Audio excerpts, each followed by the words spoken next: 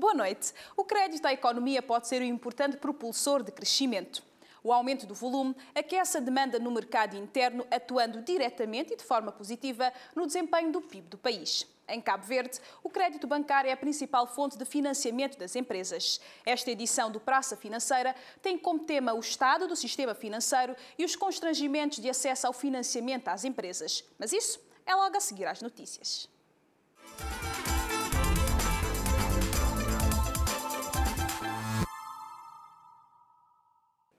O Banco de Cabo Verde reuniu-se com os bancos comerciais para procurar soluções para o crédito à economia. Com as medidas que vai anunciar ainda esta semana, o Banco Central pretende que haja mais crédito para as PMEs e que o PIB cresça na ordem dos 1,8%. O relatório de política monetária, publicado pelo BCV em novembro de 2014, dava conta de que o crédito à economia apresentava uma tendência descendente e que desde julho do ano passado as taxas de crescimento eram mesmo negativas, não obstante o reforço das medidas de política monetária. O documento avançava ainda que o fato de o crédito bancário ser a principal fonte de financiamento das empresas cabo-verdianas tem levado a que estas sejam mais afetadas pela contração do mesmo.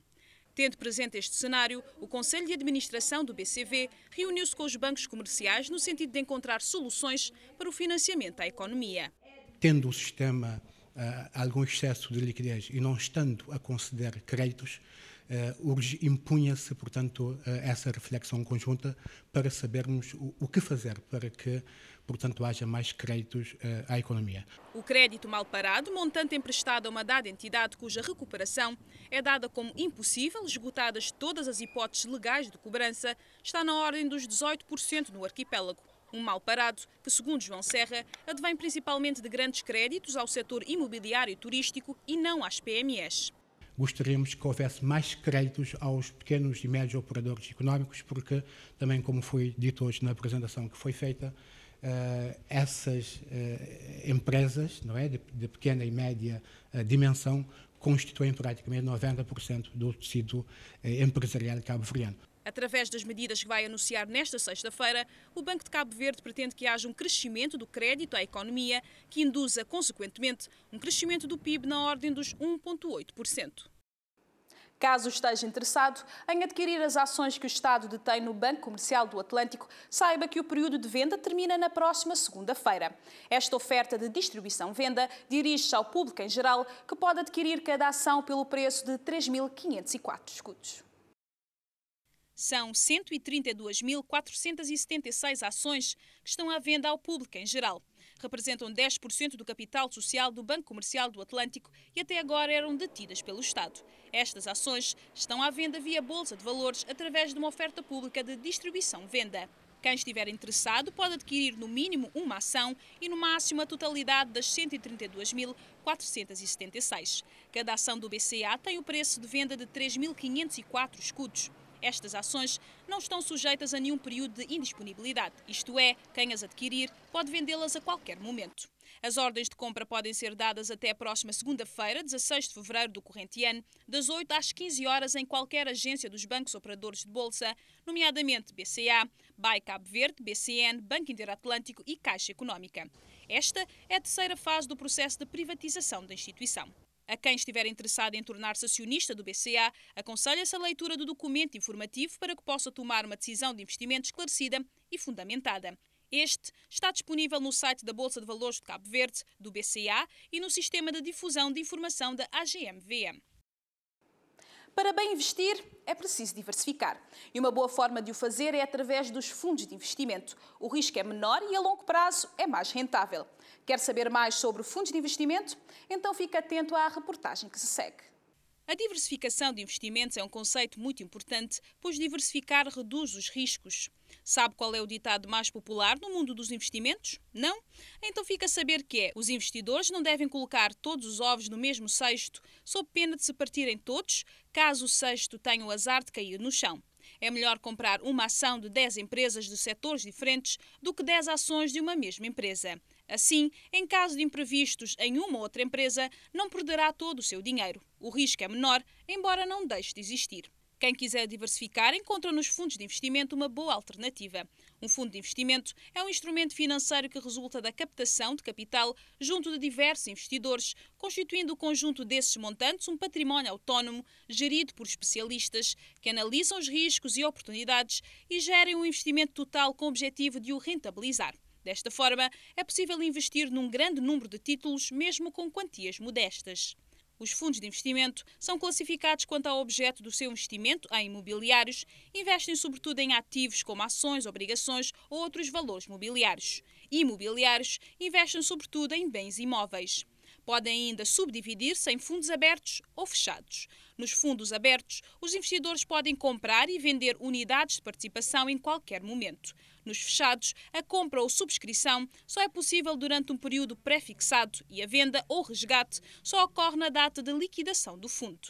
Os fundos de investimento permitem uma maior diversificação, permitem reduzir os custos de transação face aos que um investidor individual teria de suportar, permitem o acesso dos pequenos investidores.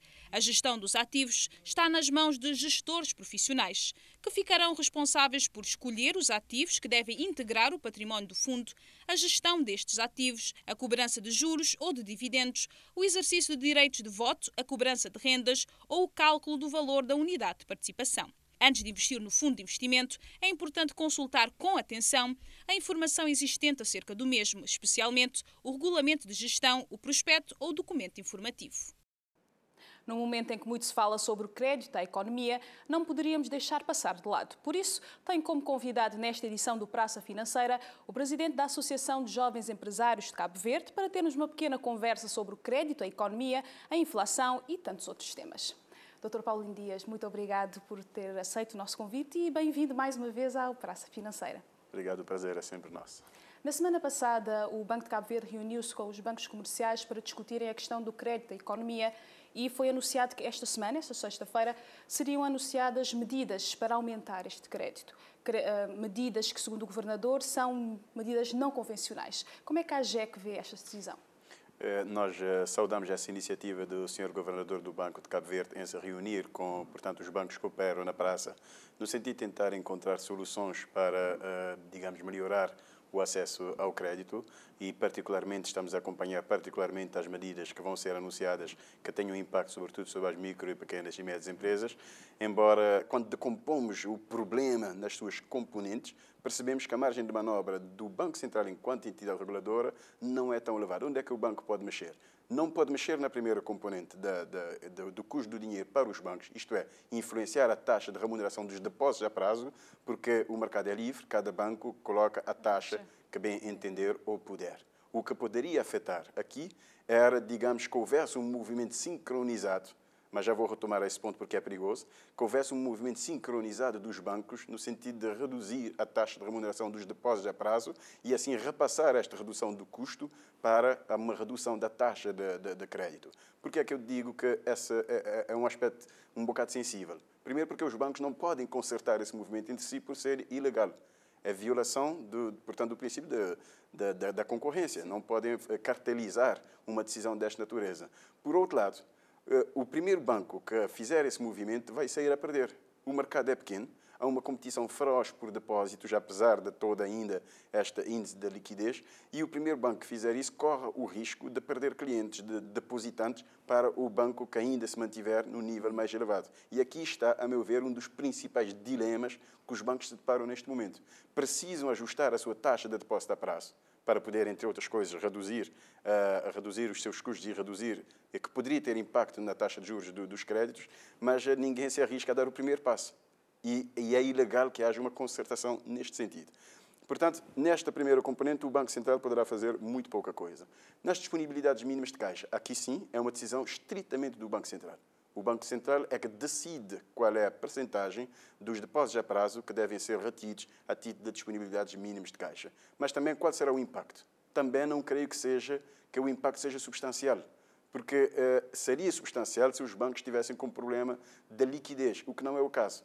Mesmo que haja uma autorização ou uma redução da taxa de disponibilidade mínima de caixa, isso não vai resolver o problema do custo do dinheiro em si. A terceira componente é a eficiência portanto, o custo de funcionamento dos bancos. Também aqui o espaço de manobra do Banco Central enquanto entidade reguladora é limitada. A quarta componente é importante. Como é que o custo do risco de incumprimento se transfere para a taxa de juros. E aqui há uma nuance que nós temos vindo a tentar provocar essa discussão. Há um dispositivo que liga a composição de provisões por incumprimento à tipologia de garantias. Isto é, o Banco Central determina 4 tipos de garantias. Garantias de classe A, B, C e D. Já não me lembro se é A, B, C e D ou 1, 2, 3 e 4. Mas a ideia é, a primeira classe é de depósito a prazo ou aval do Estado. Portanto, são considerados créditos com garantia plena, com risco zero. Por isso, as regras da constituição de provisões são muito mais soft.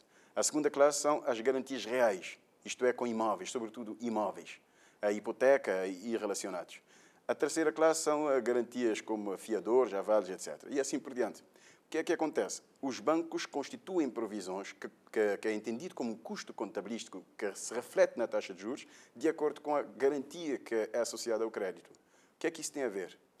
Os bancos tendem a exigir as garantias que lhe dão mais conforto e que, portanto, reduzem o custo. Não havendo essa obrigatoriedade, isso abre mais espaço de manobra para os bancos explorarem outras formas de financiamento. Financiamento, créditos baseados em rendimentos futuros, que é muito utilizado, por exemplo. Quando o projeto é bom, o fluxo de caixa previsto para o projeto no futuro é bom e o banco tem confiança na gestão na empresa, não precisa, por imperativo regulamentar, aqui é que vale sublinhar, por imperativo regulamentar, não precisa solicitar uma garantia da classe 1 ou 2.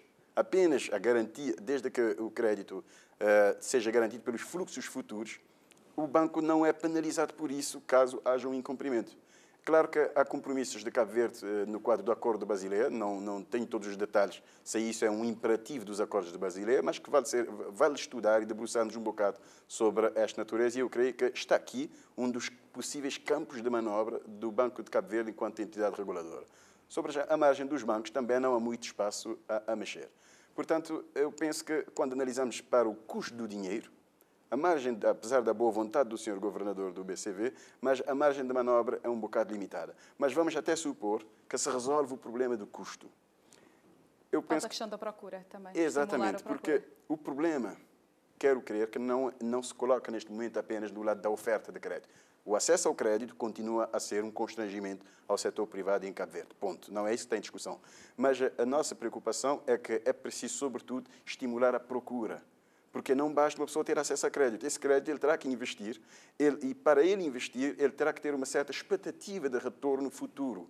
Ele terá que ter uma expectativa que ele vai conseguir vender. Que o que ele vai produzir, o bem ou o serviço que ele vai produzir, ele vai conseguir vender. E é aqui que nos preocupa.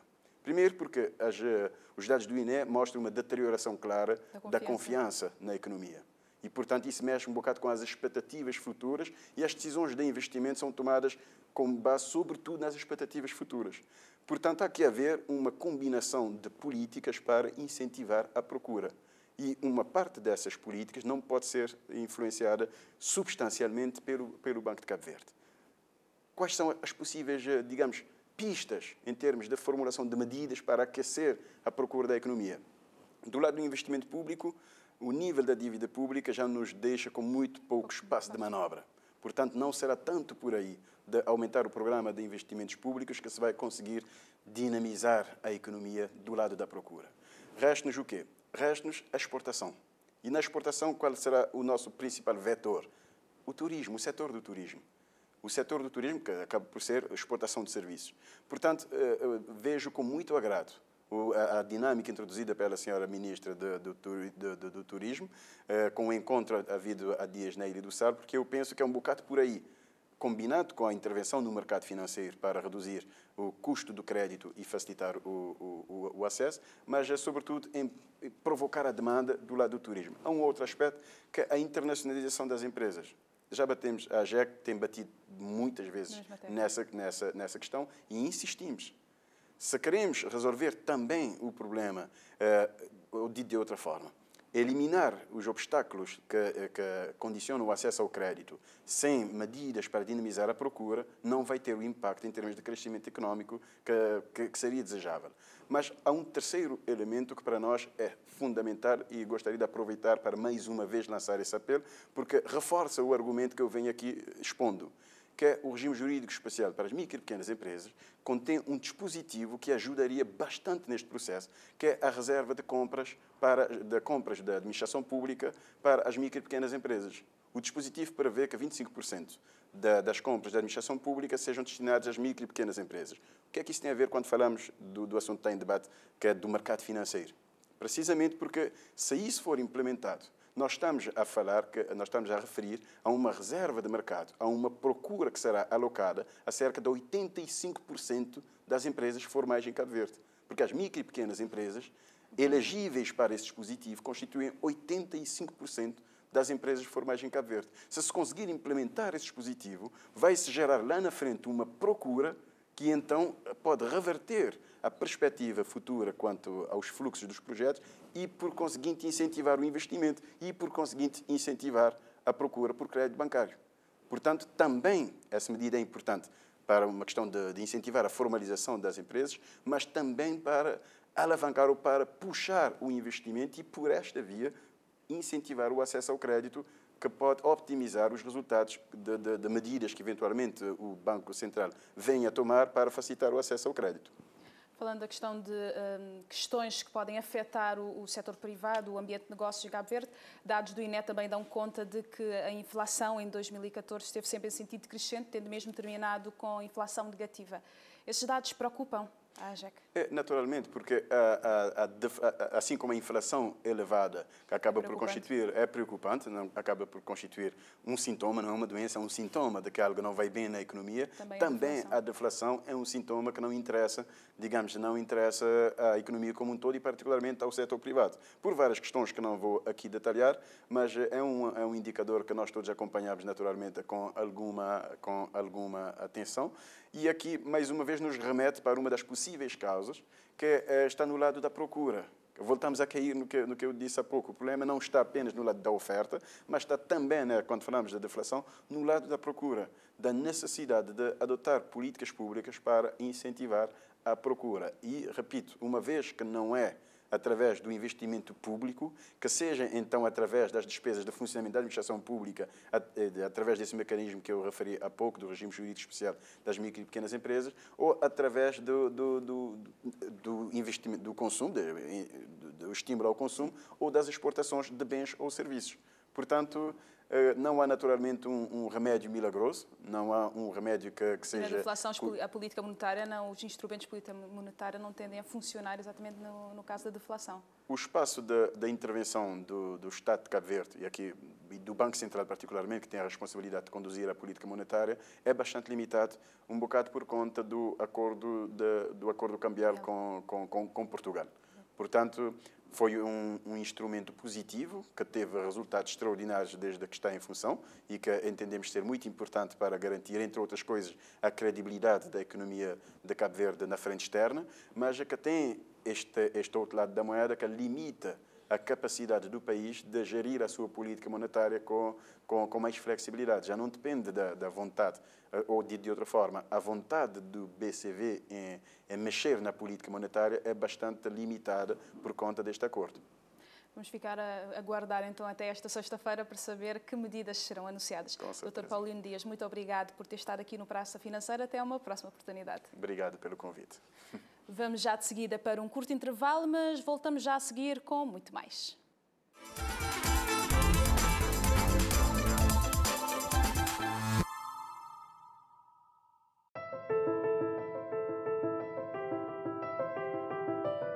Nascemos em 1998. Assistimos à transformação de Cabo Verde, ao seu crescimento e nós também crescemos. Em 2005 ganhámos um novo fôlego e focámo-nos num objetivo: contribuir para a competitividade nacional. Desde então criámos soluções e produtos à medida do seu investimento. Apoiámos as empresas, incentivámos os bons negócios, promovemos uma praça financeira atrativa e de excelência, caminhando lado a lado com a economia. Esta é a nossa missão. Bolsa de Valores de Cabo Verde, onde a sua poupança rende.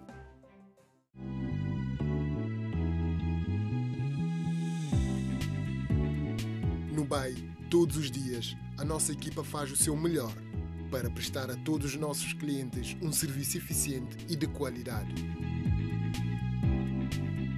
A cada dia, aumentamos o número de novos clientes e a sua satisfação é o nosso maior compromisso. BEI, o banco de todos, em todos os momentos. Caixa, o banco que combina comigo. Num país de empreendedores, o investimento e o crescimento económico podem transformar os seus sonhos e os sonhos do seu país em realidade. Investa nesse sonho, faça parte da nova realidade de Cabo Verde e subscreva títulos do Tesouro. Ao subscrever obrigações ou bilhetes do Tesouro, está investido de forma segura, com importantes benefícios fiscais, bons rendimentos periódicos, um bom retorno financeiro de baixo risco. Invista no futuro dos seus e no futuro de Cabo Verde, um país de um querer enorme. Cresça com Cabo Verde. O meu nome é Antônia Cruz, sou empresária, vivo em Santo Antão. Sempre me tive jeito para negócio, para identificar novas oportunidades. Me querer continuar a investir e me querer ser um empresário de sucesso. Para isso, vamos conhecer um banco que te acompanha e reconhecer em trabalho. Novo Banco. As pessoas em primeiro lugar.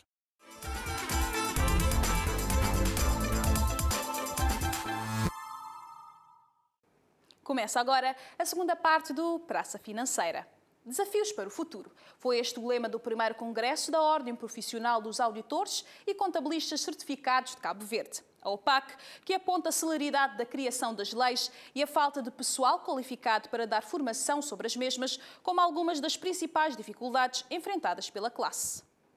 Desafios normativos de qualidade, das tecnologias de informação e comunicação, da formação contínua e da cooperação, mas sem esquecer os desafios éticos e deontológicos. Foram estes os temas apresentados e debatidos ao longo do congresso de 2 dias da Ordem Profissional dos Auditores e Contabilistas Certificados de Cabo Verde. Estamos a alertar as pessoas para o processo de normalização da contabilidade contabilidade e relato financeiro a nível internacional e o processo de convergência que está em marcha e da adoção nos diversos países, o processo de clarificação das normas da auditoria e também da sua adoção e as diversas formas da sua adoção em diversos países. Para que um auditor e contabilista possa realizar devidamente o seu trabalho, tem de estar atualizado quanto às leis. Mas é exatamente neste ponto onde se sente o principal constrangimento enfrentado pela classe: a celeridade das leis e a falta de pessoas qualificadas para dar formação sobre as mesmas. Aquelas leis que estão ligadas têm que ser ao mesmo tempo. Ao se alterar uma, tem que se alterar as outras. Mas também há alguma celeridade um bocadinho exagerada, no sentido que as leis são postas na rua, e os regulamentos e as portarias ainda não saíram. Não há peritos disponíveis no país para dar formação. Vamos buscar ao exterior. Ter contabilidade organizada é um requisito incontornável para as empresas que procuram financiamento, seja através do crédito bancário, seja através do mercado de capitais. Uma vez que é com base na informação que os investidores criam expectativas e investem. Tem que ser clara, tem que ser credível, tem que de alguma forma inspirar confiança, para que as pessoas, no fundo, possam confiar. Portanto, e quando se fala de ações, a sua avaliação é feita com base, por um lado, nas informações, mas também nas expectativas que as pessoas, no fundo, têm das empresas. O primeiro congresso da OPAC contou com a presença de várias personalidades nacionais e estrangeiras, dentre as quais representantes das ordens de auditores e contabilistas da lusofonia. O Banco Cabo-Verdiano de Negócios comemorou 10 anos de existência, uma década em que, no ver dos responsáveis da instituição, a mesma se tornou num dos bancos mais sólidos, rentáveis e inovadores do sistema financeiro nacional. Um dos desafios para o futuro é encontrar uma nova estabilidade acionista. Embora a sua história remonte à década de 90, foi em 2005 que passou a denominar-se BCN, Banco Cabo-Verdiano de Negócios, e tornou-se também o primeiro banco privado e 100% cabo-verdiano no país. 10 anos envolvidos, os responsáveis da instituição fazem um balanço positivo, uma vez que consideram que hoje o BCN é um dos bancos mais sólidos, inovadores e rentáveis do setor financeiro nacional. Continuar a apoiar as famílias e as empresas cabo-verdianas, especialmente num momento de crise. Temos uma estratégia de expansão da carteira de crédito, naturalmente mantendo critérios de risco seletivos, apoiar a captação de investimento direto estrangeiro, designadamente para o setor do turismo. Segundo o presidente da Comissão Executiva do BCN, ao longo destes anos a instituição cresceu, tornou-se mais rentável, mais eficiente e mais atenta aos gastos. Daqui em diante, querem continuar a usar a mesma fórmula de sucesso. O crescimento da nossa carteira de crédito é assinalável. Nós estamos hoje com uma cota de mercado de cerca de 10%, quando começámos com 1%. E, portanto, foi uma das alavancas do nosso crescimento. Como desafios, apontam a necessidade de encontrar uma nova estabilidade acionista, dado que, como vem sendo noticiado, o Banco Português Banif deverá alienar as ações que detém, que correspondem a 51% do capital social da empresa. Estamos à procura de soluções acionistas novas para o banco em Cabo Verde. Naturalmente que isto tem que ser feito em estreita concertação, primeiro com os acionistas cabo-verdianos e naturalmente com as autoridades de Cabo Verde. O BCN passou nos últimos anos de 3 para 17 agências, o que levou à criação de 80 postos de trabalho no país. O clima económico em Cabo Verde manteve-se em queda no quarto trimestre de 2014. Dados do INE dão conta das mesmas queixas dos empresários em todos os setores analisados: excesso de burocracia e de regulamentos estatais. O indicador do clima económico em Cabo Verde tem mantido uma tendência descendente conforme os dados da conjuntura do quarto trimestre do ano 2014, tendo o indicador registrado o valor mais baixo desde o início da série. Observa-se ainda que o indicador do clima económico evoluiu negativamente relativamente ao mesmo período de 2013. Este diagnóstico resultou da síntese das apreciações dos empresários da construção, comércio em estabelecimento, turismo, indústria transformadores e transportes e serviços auxiliares aos transportes. O único setor que evoluiu positivamente face ao trimestre homólogo foi o das indústrias transformadoras. Já quanto ao setor dos transportes e serviços auxiliares aos transportes, o indicador de confiança registrou o valor mais baixo desde o início da série, evoluindo negativamente face ao ano 2013.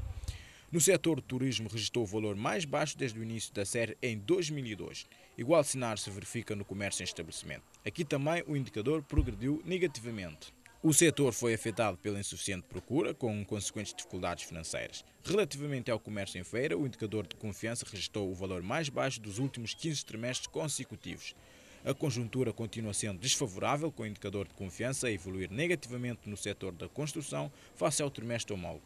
No que concerne ao turismo residencial, o indicador manteve a tendência descendente dos últimos trimestres. Os resultados obtidos no trimestre em análise mostram que as limitações nas suas atividades aumentaram face ao trimestre homólogo, tendo as empresas comerciais sentido mais obstáculos do que em igual período do ano 2013. Verificou-se que a insuficiente procura e as dificuldades financeiras foram os principais constrangimentos ao desenvolvimento normal da atividade das empresas comerciais em Cabo Verde. São ainda importantes excesso de burocracia e regulamentações estatais, preços de venda demasiado elevados e ruptura de estoque.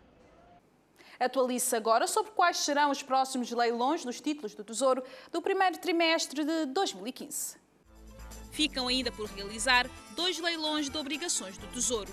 Estes leilões têm no total um montante indicativo de 600 mil contos. Tenham atenção que o calendário indicativo pode ser alterado ou atualizado pela Direção-Geral do Tesouro. O próximo leilão está agendado para segunda-feira, dia 2 de março, a partir do meio-dia. São 300 mil obrigações do Tesouro, com o valor nominal de 1000 escudos e com uma maturidade de 8 anos. A maturidade é a data em que o capital em dívida é pago aos investidores. Já estamos na reta final, mas antes vamos conhecer as cotações do dia, assim como o calendário de pagamentos de juros dos empréstimos obrigacionistas. Relativamente à cotação do dia dos principais títulos do mercado, o preço das ações da Enacol mantém-se nos 2.800 escudos por ação. No que diz respeito às ações da Sociedade Cabo-Verdiana de Tabaco, estas continuam também com uma cotação do dia na ordem dos 3.000 escudos. O preço das ações da Caixa Económica de Cabo Verde e do BCA mantiveram-se também esta semana, 3.000 escudos e 2.990 escudos por ação, respectivamente. Quanto à ordem de compra no mercado secundário, somente a Sociedade Cabo-Verdiana de Tabaco dispõe da melhor ordem de compra, com 11 ações ao preço de 3.040 escudos. No que se refere às ordens de venda, o BCA apresenta a melhor ordem de venda de 145 ações ao preço de 2.990 escudos. Já a Caixa Económica de Cabo Verde, com 4.089 ações ao preço de 3.000 escudos. Por fim, a Enacol registra-se na melhor ordem de venda com 10 ações ao preço de 3.000 escudos. Os juros relativos ao 12º cupão do empréstimo obrigacionista da SOGEI vencem na próxima semana, dia 18 de fevereiro. Já o 9º cupão das obrigações da série B da IFH vencem em março, dia 16. Também no dia 16 de março vencem os juros do 10º cupão das obrigações da série D de Tecnicilo Imobiliária. Chega ao fim mais uma edição do Praça Financeira, mas contamos consigo na próxima quarta. Até lá, como não poderia deixar de ser, tenha um excelente resto de semana e um feliz Carnaval.